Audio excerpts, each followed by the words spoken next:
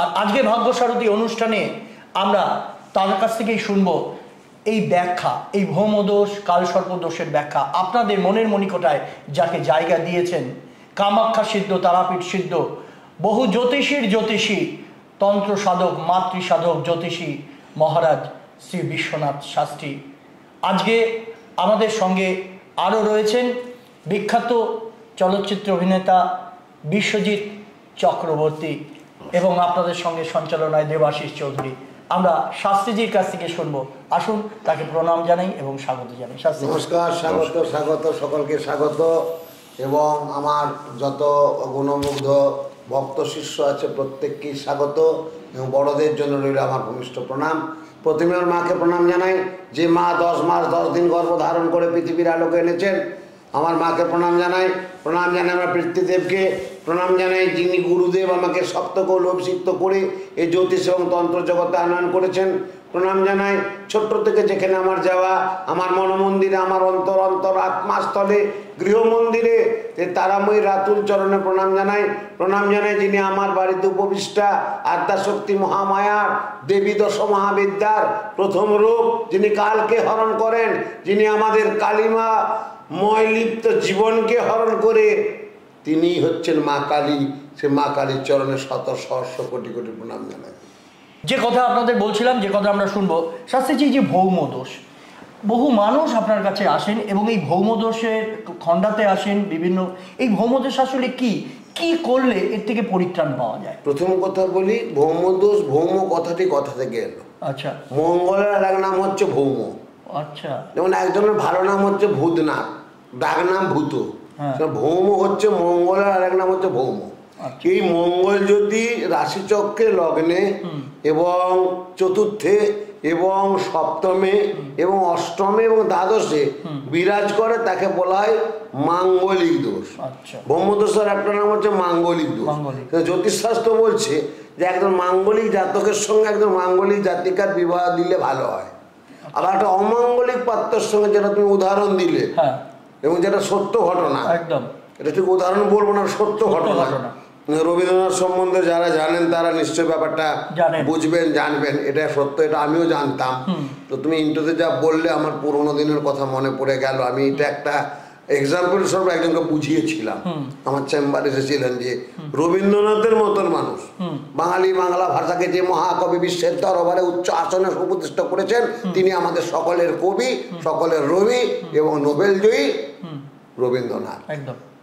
এই মাঙ্গলিক দোষটা কিন্তু আমাদের জীবনে একটা খুব বড় বড় লোকের কিন্তু মাঙ্গলিক দোষ আছে, আমি নাম বলছি না।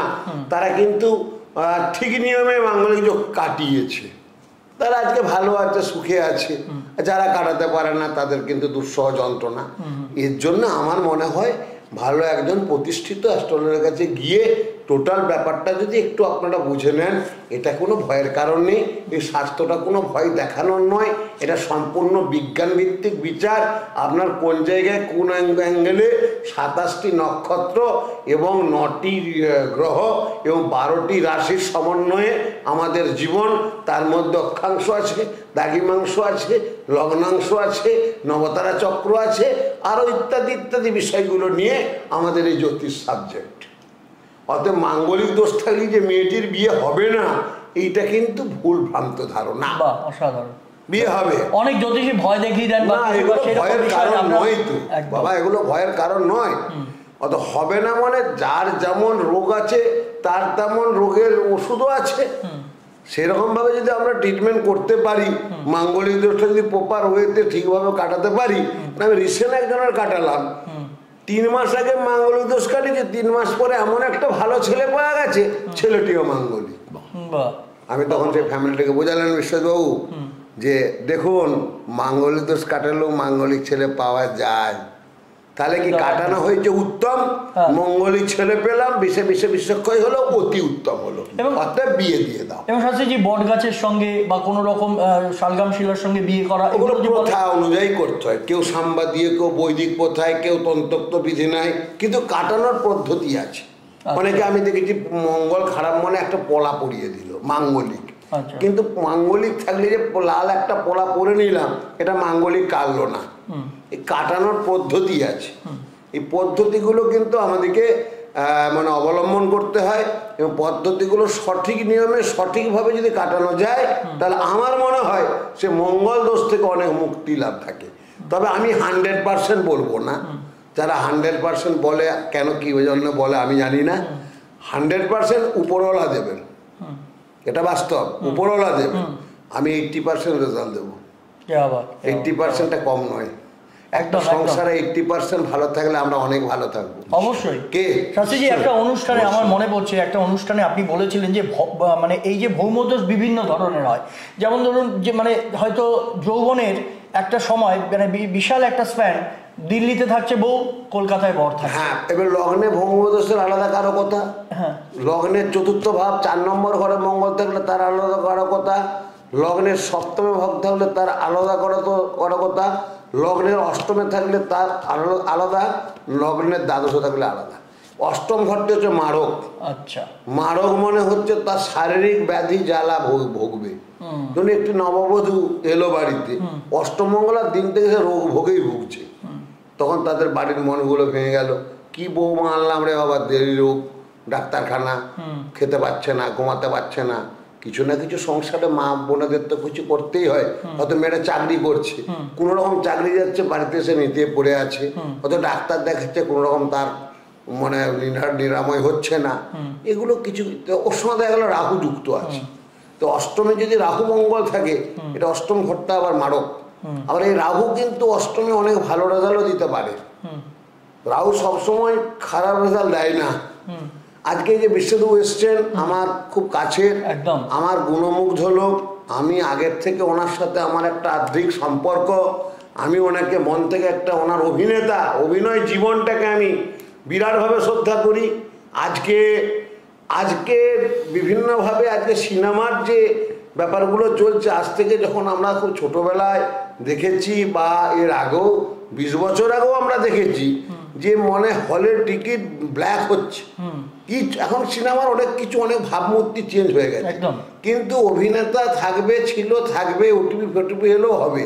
কিন্তু এই যে মানুষটি আজকে নিরলস সাধনা করে গেছেন, এটা মানে প্ল্যানেটেরিয়াম পজিশন কি, যে মানে বিষয়টা যে আজকে চলে একজন অভিনেতা এবং এটা তার ছকে কি নির্দেশ করছে, এবং শুধু অভিনেতাই নয়, একজন সাকসেসফুল অভিনেতা অবশ্যই। হ্যাঁ, সেই জায়গায় সেইখানে একটুখানি বলুন না আমাদের। না, এখন ব্যাপারটা হচ্ছে কি, বিশ্বদেব যেটা প্ল্যানেটারি পজিশন আমি বলবো, ওনার রাহু। আচ্ছা, রাহু যদি ভালো না থাকে অভিনেতা জগতে সে আসতে পারবে না। এই রাহুকে দেখে মানুষ ভয় পায়। আচ্ছা, বোঝা গেল। আমি একটু উদাহরণ দিই, বিগ বি অমিতাভ বচ্চন। আচ্ছা, ওর লগ্নের সমসপ্তম ভাব ভীষণভাবে রাহু। আচ্ছা, আজকে কোথায় সেই জায়গাটা। আবার ওনার যখন শনির সারসাথী পড়ে ঢুকেছিল, তখন কিন্তু কিছু সময়ের জন্য উনি পড়ে গিয়েছিলেন, তারপর সারসাথীতে যে বেরিয়ে এলো, আবার অমিতাভ বচ্চন হয়ে গেল। কথাটা বুঝতে পেরেছি? তাহলে এখানে একটা দক্ষ অভিনেতা হতে গেলে অবশ্যই রাহুর কারো কথা দেখতে হবে, রাহুর ঘরটি দেখতে হবে, রাহু কতটা উচ্চ স্থানে আছে, এবং রাহুর সঙ্গে রবি দেবে প্রকাশ, মান সম্মান, যশ যোগাযোগ, আশা আলো, স্বপ্ন, লেনদেন, কাজের কন্ট্যাক্ট। একটা ভালো হিট হলো, এবার বিশ্বজিৎ বাড়িতে প্রডিউসাররা লাইন দিচ্ছে, ডিরেক্টররা লাইন দিচ্ছে, স্যার আপনাকে পরেরটা করতে হবে। হ্যাঁ, এই যে ঘটনাগুলো, মানে বিশ্বদেব কাজ খুঁজতে হচ্ছে না, বিশ্বদেব কাজের জন্য বসে থাকে সব। অবশ্যই এই সাকসেসটা দিচ্ছে কিন্তু গ্রহ। আবার আমি অনেক অভিনেতাকে দেখেছি প্রচুর পরিশ্রম করে কোনো রকম সাকসেস পায়নি। একদম, হয়তো তারা যোগ্য, হ্যাঁ যোগ্য, অবশ্যই তাদের যোগ্যতা আছে, কিন্তু তাদের কি হচ্ছে, তাদের ভাগ্য সাপোর্ট দিচ্ছে না। তাহলে কি স্টার যদি না সাপোর্ট দেয় কি করে হবে, এটা তো মানতে হবে। বিষয়টা আমার যেটা মনে হয়, তুমি অনেকদিন শাস্ত্রীজিকে দেখছো, শাস্ত্রীজির কাছের মানুষ একজন, বিষয় একজন অভিনেতা এবং একজন মানে তুমি বিভিন্ন দিকে তোমার বিচরণ আছে, বিভিন্ন জায়গায়, বিভিন্ন পত্রপত্রিকা পড়া থেকে শুরু করে, তোমার একজন অ্যাস্ট্রোলজার, একজন মানুষ হিসেবে বিশ্বনাথ শাস্ত্রী কেমন লাগে যদি তোমায় জিজ্ঞেস করি? আমার যেটা ওনার সঙ্গে কথা বলে, ওনার সঙ্গে পরিচয় হয়ে অনেকক্ষণ একসঙ্গে কাটিয়ে মনে হচ্ছে যে ওনার জ্ঞানটি খুব গভীর।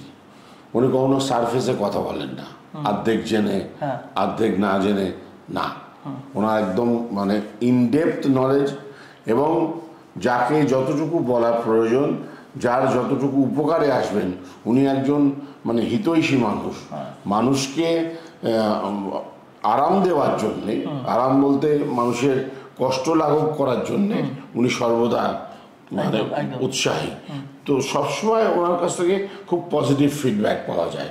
নিশ্চয়ই প্রতিবন্ধকতা থাকে মানুষের জীবনে, নাহলে সবাই ভাগ্যবান হতো, কিন্তু তাকে কাটিয়ে উঠতে কিভাবে সক্ষম হওয়া যায় সেই ব্যাপারে উনি একেবারে সিদ্ধহস্ত। একদম একদম সত্যি, এটা একদম খুব সুন্দর কথা বলে বিষয়টা। এবং মানুষের কল্যাণের জন্য তিনি নিরলস পরিশ্রম করে চলেছেন। কিভাবে পরিশ্রম করে তিনি যজ্ঞ করেন, যারা দেখেছেন, যারা টিভিতেও দেখেছেন, ওনার ধ্যান জ্ঞানী এটা। যারা দেখাতে আসেন তারা কিন্তু কোনো কাজই হয় না, হয় না তো যে কারণে ওনার যারা ক্লায়েন্টাল, ওনার যারা ভক্ত, তারা সারা জীবনের ভক্ত। হ্যাঁ, তারা ঈশ্বরকে পান ওনার মাধ্যমে। আমরা তো সেই রামকৃষ্ণদেব বলেছিলেন না, সবসময় বুড়ি ছুঁয়ে থাকবি। বুড়ি হচ্ছে গুরুদেব, উনি হচ্ছেন সেই বুড়ি আমাদের। ওনাকে ছুঁয়ে থাকলে আমাদের ঈশ্বর প্রাপ্তির, আমাদের ঈশ্বর স্নেহ পাওয়ার, আমাদের ঈশ্বর আশীর্বাদ পাওয়ার সুযোগ থাকে। উনি কোনো সাকসেস শর্টকাটে হয় না, একদম তাই। তার পেছনে পরিশ্রম আছে। উনি যে অক্লান্ত পরিশ্রম করেন আমরা দেখেছি, সেটা ঈশ্বর তো দেখছেন অবশ্যই কি করছেন একটা মানুষ, এবং তার যে আকুতি সেইটা তার ঈশ্বরের চরণে গিয়ে পৌঁছয়। অতএব ওনার সঙ্গে লেগে থাকলে, ওনাকে বুড়ি ছিঁড়ে থাকলে আমাদের জীবন অনেক নিশ্চিত। অবশ্যই অবশ্যই একদম। এবং ওনার সান্নিধ্যে যারা এসেছেন, ওনার কাছে যারা এসেছেন, যারা ওনার পাদপদ্মে পড়ে রয়েছেন, তারা জানেন যে ওনার সঙ্গে থাকা এবং ওনার কাছে ওনার যে বিভিন্ন পরামর্শ, উপদেশ, এবং মায়ের কাছে উনি আরতি জানান সেই ভক্ত শিষ্যদের সম্বন্ধে। তারা মানুষের পাশে থাকার জন্য তার যেই আরতি, এবং তারা ভালো থাকেন, তারা যেন সুখে থাকেন, এই চেষ্টা তিনি সব সময় করেন। শাস্ত্রীজি, এই আমরা যে অভিনয়ের কথা আপনি বললেন এবং অনেক এলাবোরেট করে অনেক কথা বলেছেন, যে আগামী দিনে যে ওনার রাহুল প্রভাব বা শুক্রের জায়গাটা থেকে বিশ্ববিদ্যার সেখানে প্ল্যানেটেরিয়াম পজিশন অনুযায়ী কি কাজ হতে পারে, মানে কিরকম অভিনয়ের জায়গাটা চলবে একটু আপনার? ওনার তো আগামী দিন ভালো রেজাল্ট আসছে। ওনার আগের রেজাল্ট ছিল ভালো। উনি খুব আদর্শের সহিত, আন্তরিকতার সহিত, নিষ্ঠার সহিত অভিনয়টা করেন। এবং আমার তো দেখা এমন কোনো নায়ক, উদীয়মান নায়ক নেই যে ওনার সাথে কাজ হয়নি, এরকম ঘটনা নেই আমার তো দেখা। যদি আমিও খুব কম দেখার সময় পাই, তা আমার বাড়িতে আলোচনা হয় বা ওই টেলার ফেলার যখন হয় আমি একটু দেখি, তো ওনার তো অন্য একটা লেভেলের মানুষ। আমি এরকম লেজেন্ড লোক খুব কমই দেখেছি। প্রচুর মানুষ আমার কাছে এসেছে, এনার চিন্তাভাবনাটা সম্পূর্ণ আলাদা। উনি যখন এই যে আন্তরিকতা না হলে আদর্শ তৈরি হয় না, আন্তরিকতাটা বিরাট। এই আন্তরিকতাটা প্রত্যেকটা কাজে প্রত্যেকটা মানুষের দরকার, তবে কিন্তু আদর্শ তৈরি হয়। আর আদর্শ যখন তৈরি হবে, সে একজন সত্যিকারের মানুষ হবে এবং সে একজন প্রতিষ্ঠালব্ধ মানুষ হবে। তাকে আজকে মায়ের আশীর্বাদে, তোমাদের সকলের বাবা মার আশীর্বাদে, আমার তারা মার আশীর্বাদে আজকে আমি 16টা বিদেশে গেছি এবং আবার আগামী জুলাই মাসে আমি লন্ডন যাচ্ছি।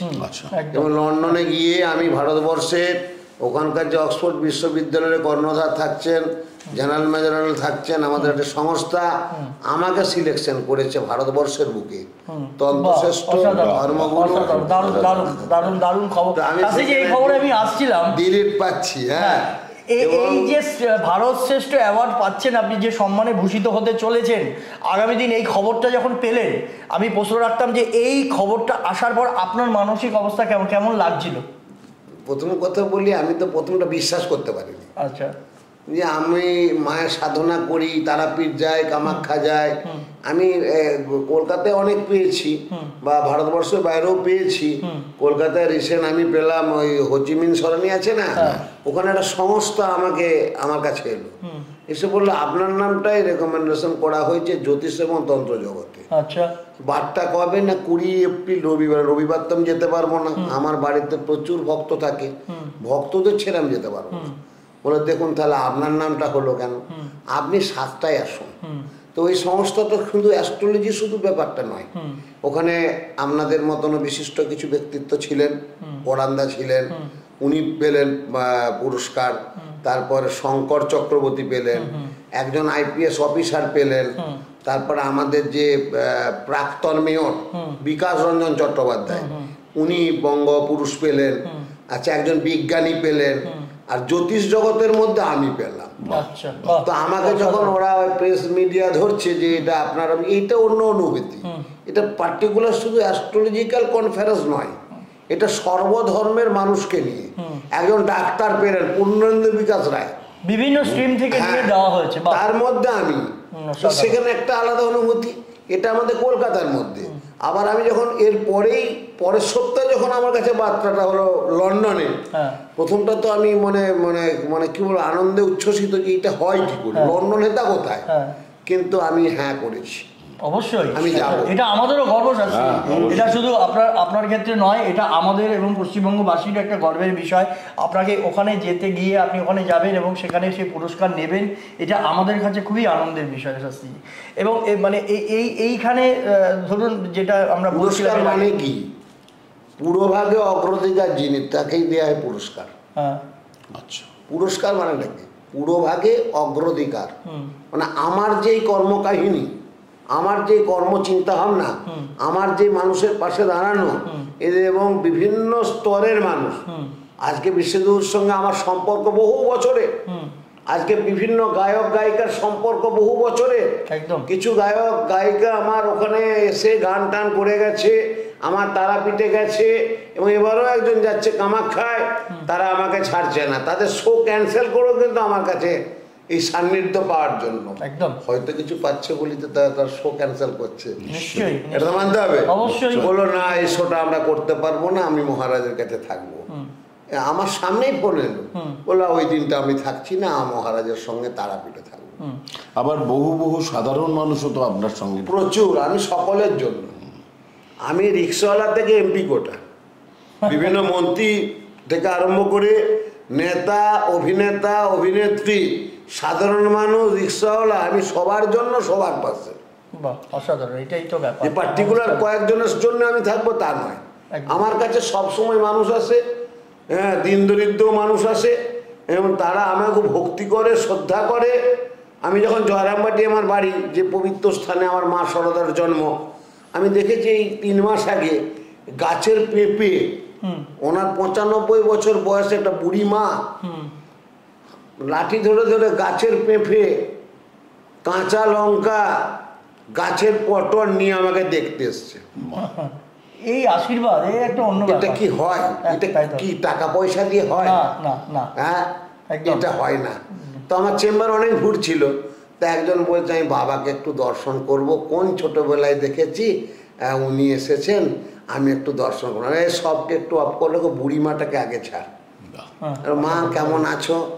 বাবা তুমি চিনতে পারছো? চিনতে পারবো না মা। মা তোমার, আমার তো বাবা অনেক বয়স হয়েছে, আমি ছেলের থেকে শুনলাম। তো ওইটা কি আছে পুটলির মধ্যে?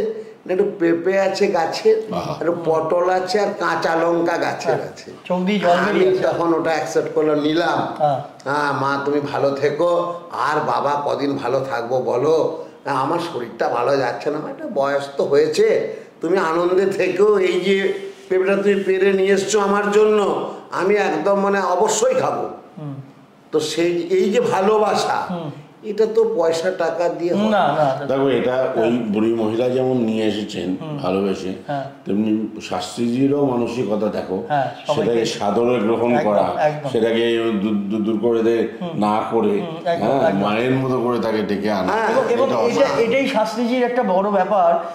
আমি শাস্ত্রীজি কামাখ্যায় আপনি যাচ্ছেন, কামাখ্যার এই মাসে কামাখ্যার পুজো শুরু হয়ে গেছে এবং কামাখ্যা মায়ের কাছে পুজো দিচ্ছেন। যারা কামাখ্যা মার কাছে পুজো দিতে চান, শাস্ত্রীজির সঙ্গে যে স্কলে দেখছেন আপনারা নাম্বার যোগ করতে পারেন। বিশেষ ক্রিয়া করতে চান, কামাখ্যার বিশেষ ক্রিয়া করতে চান, যারা কঠিন কোনো কাজ করাতে চান, শাস্ত্রীজির সঙ্গে এই নাম্বারে আপনারা যোগাযোগ করবেন। কারণ কামাখ্যার যে কাজ, বিভিন্ন ক্রিয়া, সেগুলো শুরু হয়েছে। এছাড়া যেগুলো শাস্ত্রীজি বলেছেন আপনারা শুনেছেন, যে কামাখ্যার জল, মায়ের অঙ্গবস্ত্র, এগুলো নেবার জন্য আপনারা নাম গোত্র দিয়ে ফোন করুন। যেই নাম্বার দেখছেন স্কলে, সেই নাম্বারে ফোন করুন এবং সেই নাম্বারে আপনারা নাম লেখান, আপনাদের গোত্র লেখান, আপনাদের নামে কিন্তু পুজো হয়ে যাবে।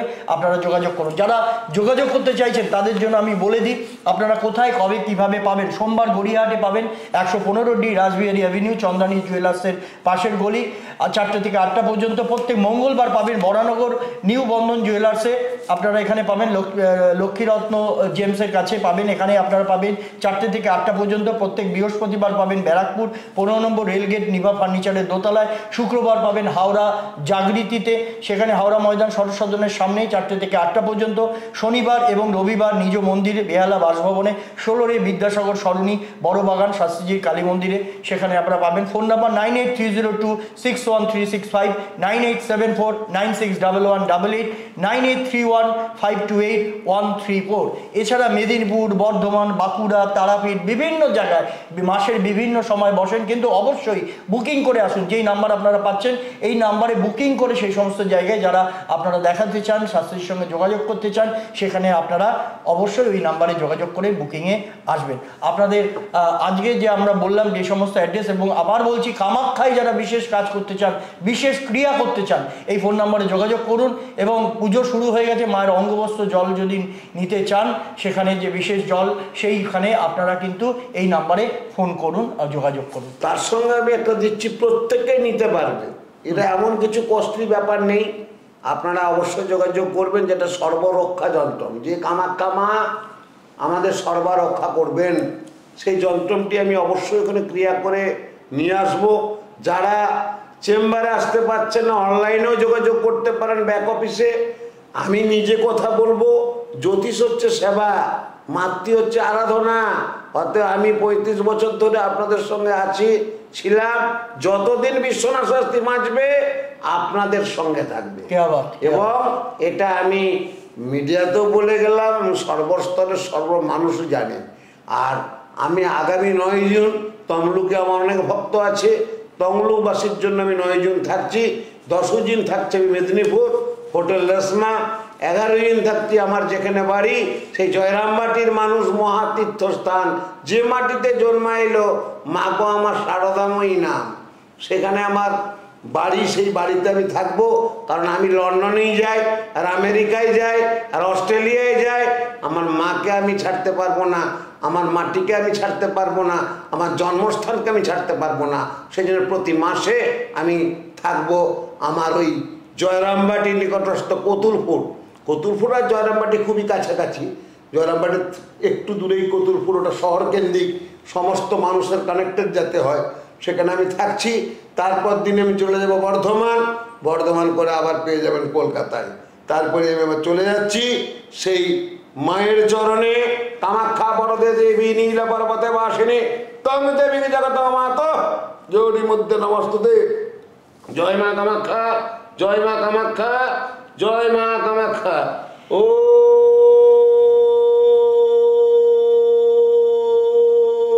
পূর্ণমাদা পূর্ণমিদং পূর্ণাৎ পূর্ণমুদচ্যতে পূর্ণস্য পূর্ণমাদায় পূর্ণমেবাবশিষ্যতে। হরি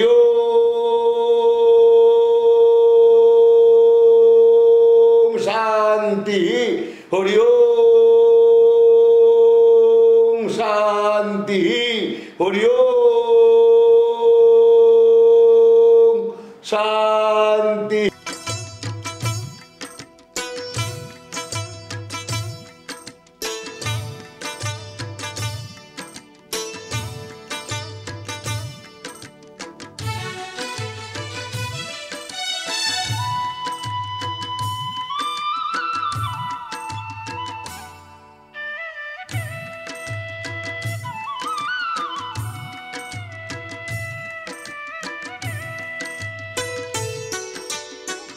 গুরুবরকে জানাই গো প্রণাম, তস্मै শ্রী গুরুবে নমঃ।